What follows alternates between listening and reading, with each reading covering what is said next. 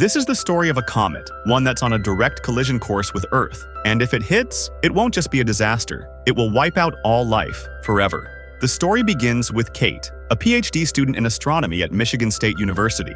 One quiet night, while she's scanning the skies through her telescope, something unexpected appears, an unidentified comet that no one has reported before. Her heart races. She's just made a once-in-a-lifetime discovery. She quickly informs her professor, Dr. Mindy. Together, they begin studying the object.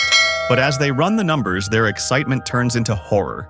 This isn't just any comet, it's massive, and it's headed straight for Earth. Realizing the gravity of the situation, they notify NASA. Soon, they're on a trip to the NASA headquarters, where they meet Dr. Teddy, the head of the Planetary Defense Coordination Office. His job is to track exactly these kinds of threats. At NASA, their worst fears are confirmed. The calculations are precise. In 6 months and 14 days, the comet will strike Earth, and when it does, life as we know it will end. With no time to lose, they rush to the White House, hoping for swift government action. But inside the halls of power, the mood couldn't be more disconnected. They wait for hours before finally being called in by the president, who is more focused on her approval ratings in the upcoming elections than a life-ending cosmic threat. The scientists lay it all out. In 6 months and 14 days, a comet will hit Earth. No one will survive, but the president dismisses them. She says if this were real, other agencies would have confirmed it. She's not willing to gamble her political standing on something the public might panic over. Disheartened and desperate, Kate and Dr. Mindy leave. One of their contacts suggests turning to the media. If the government won't act, maybe the people will. They approach a major news channel, hoping to break the story. But even here, their warning is turned into a form of entertainment. The producer insists that they make it fun, no fear-mongering. He's not taking the danger seriously either. He just wants a good segment for the show.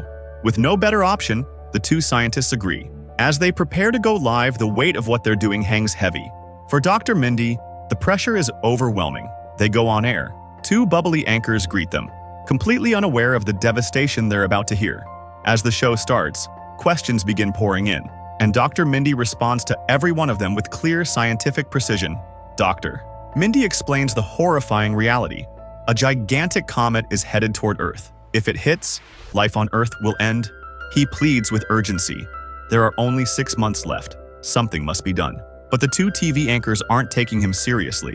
They keep interrupting him, cracking jokes, making light of the situation. Frustrated and unable to get his point across, Dr. Mindy tries to remain calm. But Kate? She loses it. Furious, she shouts, "The entire planet is going to be destroyed in 6 months, and you think this is a joke?" Her voice trembles with desperation and rage. Then, without another word, she storms off the set, leaving the studio in stunned silence. Meanwhile, Dr. Mindy stays behind, still trying to explain, still hoping someone will listen. But the fallout is brutal. The internet explodes with memes. Social media mocks Kate relentlessly, calling her unhinged, aggressive, unstable. No one cares about the comet. They just want entertainment. Then comes another blow. NASA releases an official statement denying any threat. According to their report, there is no comet. It's as if the truth is being erased. Dr. Mindy is furious and defeated. No one is taking them seriously. No one wants to listen. Days pass. All anyone talks about is the president. A leaked scandal involving her dominates the headlines. The comet is forgotten. Their warnings are dismissed as conspiracy theory. Then, out of nowhere, everything changes. Dr. Mindy, Kate, and Dr. Teddy are suddenly escorted to the White House. There, they meet the president, this time in private. Her tone is different, serious. She says, "Your comet theory, it's real. We fired the head of NASA. I want you three to lead the mission. It's time to tell the public the truth." But Kate sees right through her.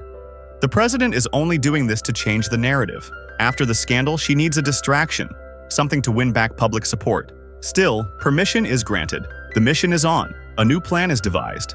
A nuclear strike in space.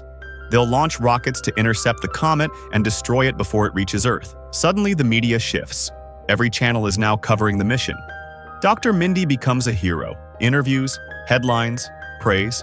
He even begins a secret affair with the anchor who once ignored him. Then comes launch day. The world watches as the rockets lift off, carrying nuclear bombs toward the deadly comet. But something strange happens. A powerful tech billionaire, one of the president's key election donors, arrives and requests a private meeting with her. After their conversation, everything changes. To everyone's shock, the rockets that had been launched are recalled. The bombs are brought back to Earth. Kate, Dr. Mindy, and Dr. Teddy are stunned. Why? What just happened? They're locked in a room, silenced. But soon, the president's son arrives and takes Dr. Mindy to a private meeting. There, the billionaire is waiting. And finally, the truth is revealed. Geologists have discovered that the comet isn't just a threat. It's a goldmine. It contains rare, valuable minerals worth trillions. The billionaire explains his new plan. When the comet enters Earth's orbit, our custom drones will attach to it. They'll inject bombs inside, causing a controlled explosion. The pieces will fall into the Pacific Ocean. We'll extract the materials, and we'll be rich. This isn't about saving Earth anymore.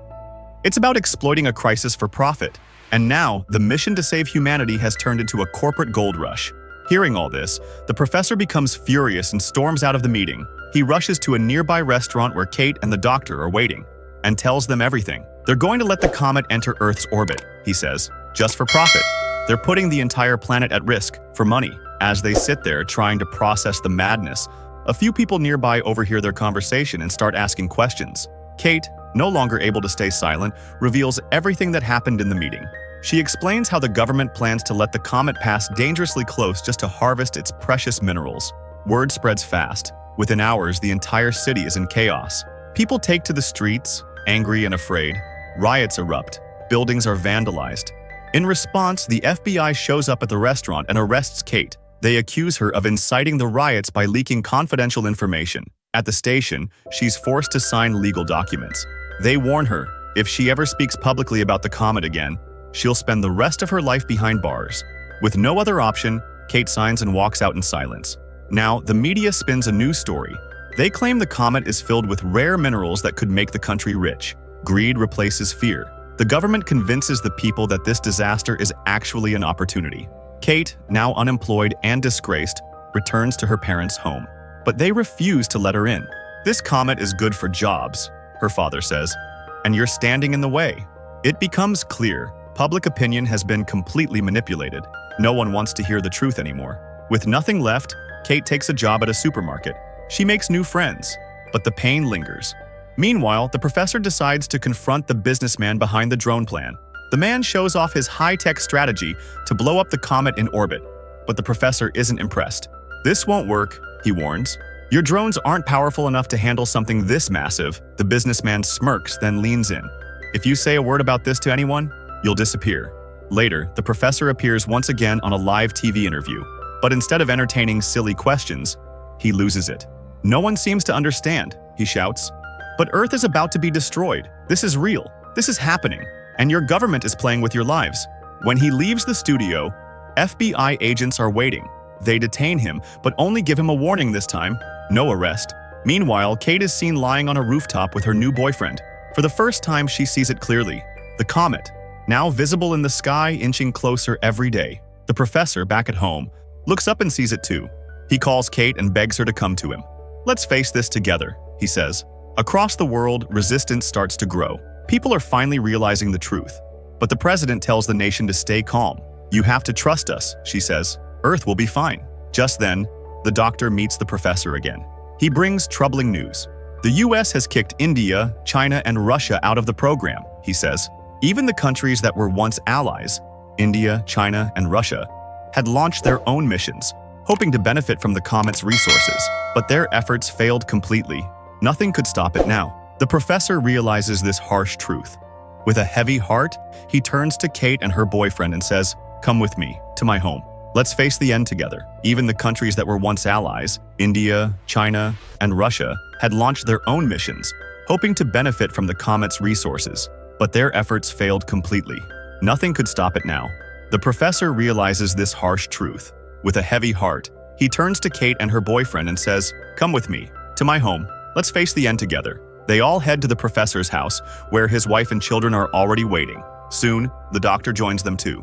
Everyone knows this is their final night, their last dinner together. Meanwhile, we see the president and the billionaire businessman preparing to launch their last desperate mission. Their advanced drones finally reach the comet, attempting to plant explosives inside it.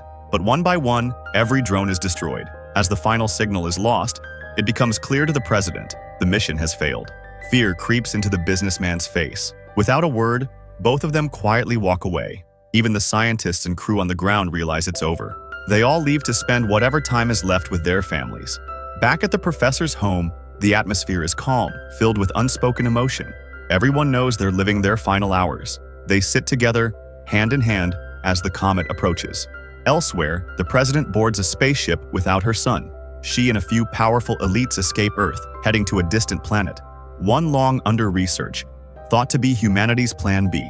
The comet grows brighter in the sky, a glowing harbinger of doom. Then, it strikes. The Earth is shattered. Life as we know it is completely wiped out. Far away, the president's ship lands safely on the new planet. The air is breathable. It feels like Earth. She steps out and sees a stunning alien creature nearby. Entranced, she walks closer. But suddenly the creature turns aggressive and attacks. In an instant, it kills the president and her entire crew. Humanity is wiped from the universe. But in a haunting post-credits scene, we see a boy crawling out of a destroyed NASA headquarters. It's the president's son. He survived. Standing among ruins, he records a message on his phone. "If anyone is still alive, come find me." And with that, the film ends.